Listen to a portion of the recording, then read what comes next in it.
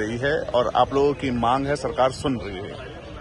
देखिए, आज मैंने भी राज्यसभा के भीतर रूल 267 का नोटिस दिया है और उस नोटिस में ये कहा है कि आज की सदन की जो लिस्टेड कार्रवाई है, जो लिस्टेड बिजनेस है, उसे सस्पेंड किया जाए और आज गहन चर्चा हो मणिपुर के विषय पे।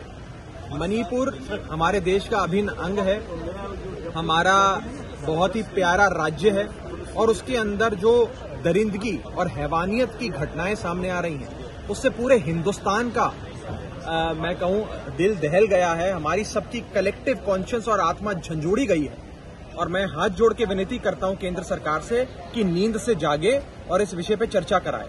और मैं खास तौर पे केंद्र में बैठी सरकार का एक ध्यान आकर्षित करना चाहूंगा माननीय प्रधानमंत्री नरेंद्र मोदी जी के इस बयान पे, जो उन्होंने मणिपुर के संदर्भ में 25 फरवरी 2017 को दिया था ट्वीट करके।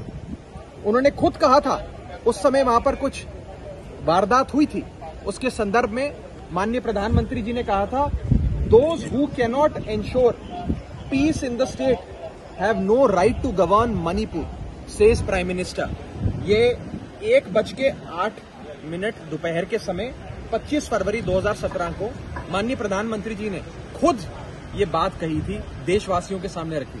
मैं इसी प्रधानमंत्री जी के बयान का उन्हें आह्वान देते हुए कहना चाहूंगा कि सदन के भीतर आएं, इस पर बयान दें और चर्चा कराएं। पूरा देश आज जानना चाहता है कि मणिपुर में हो क्या रहा है, मणिपुर जैसे जल रहा है उसके लिए सरकार ने क्या किया है, क्या कदम उठाए हैं।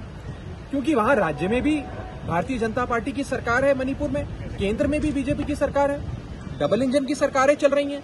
फिर भी अगर राज्य की सुरक्षा की, देश के एक अभिन्न अंग मणिपुर में ये हालात हो रही हैं, ऐसी वारदातें हो रही हैं, इस प्रकार से क्लैशेस हो रहे हैं, लोगों को मारा जा रहा है, हजारों लोग बेघर हो गए, न जाने कितने लोगों की मृत्यु हो गई है, जान माल का नुकसान हुआ है, जो बता रहे हैं कि राज्य में अब कुछ बचा ही नहीं। उस स्थिति में भी सरकार कुंभकर्णी नींद सो रही है, उनके कान पे जूं तक नहीं रेंग रही और वो बहस कराने से भाग रही है। ये बहुत दुखद है। मैं चाहूंगा कि आज हम सबका और मेरा भी जो रूल 267 का नोटिस है, उसका संज्ञान लेते हुए आज से ही मणिपुर पे बहस शुरू हो और मणिपुर में जल्द से जल्द एक डिस्क्रेडिटेड सरकार जो है बीजेपी की राज्य में, उसे बर्खास्त किया जाए। उन्हें कोई अधिकार नहीं है सरकार में रहने का और वहां पे राष्ट्रपति शासन लगाया जाए।